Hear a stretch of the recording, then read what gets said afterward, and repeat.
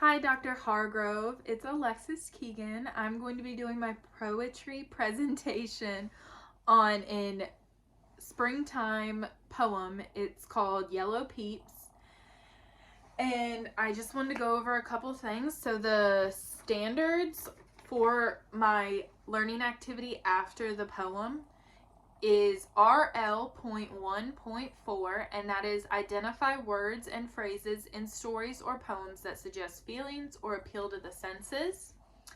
And then my other standard is a K1 skill. Now, this lesson would be intended for first graders.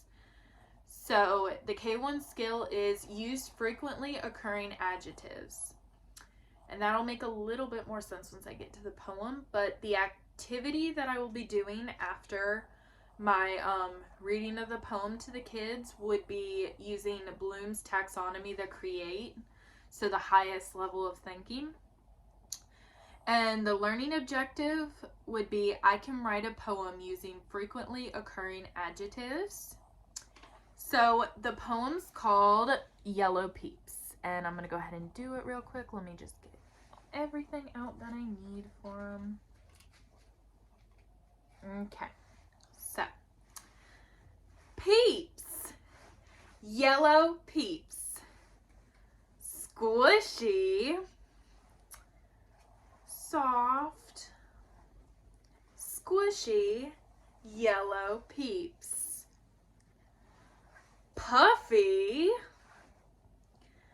soft, squishy, yellow peeps, sugary, puffy, soft, squishy, yellow peeps.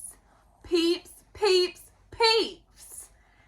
And that's how I would read it to the kids. And then the learning activity I would have them do afterwards is I would have a piece of chart paper, and all that would be on it is peeps, adjectives, and then a little probably drawing of a peep. And it would be blank. It wouldn't have these words on it. But I would have the students, I'd pass out peeps to the students, and they'd be able to taste them, smell them, feel them. They can't really hear them, so it doesn't use that sense. But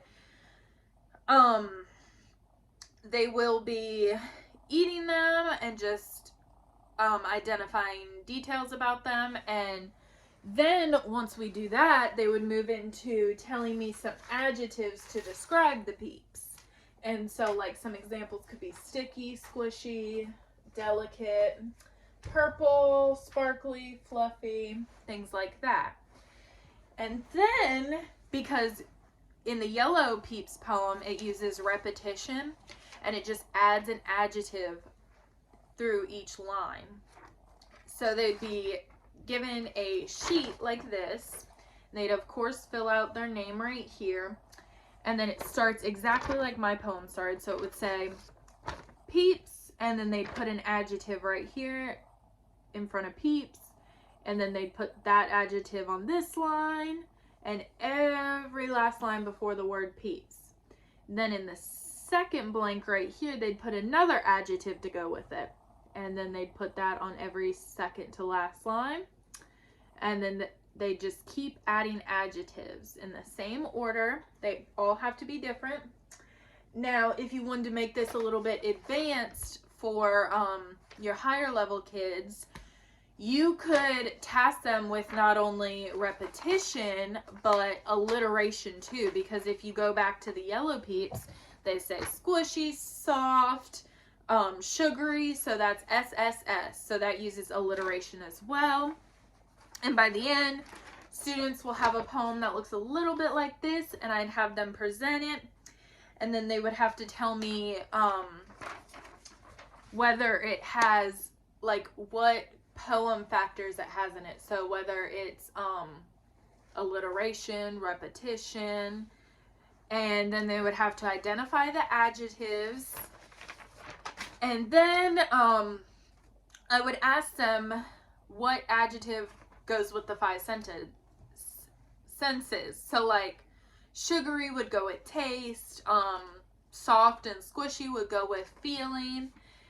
And I think this activity would be really good to work with students before Easter time. Just a little activity before spring break that's fun and engaging.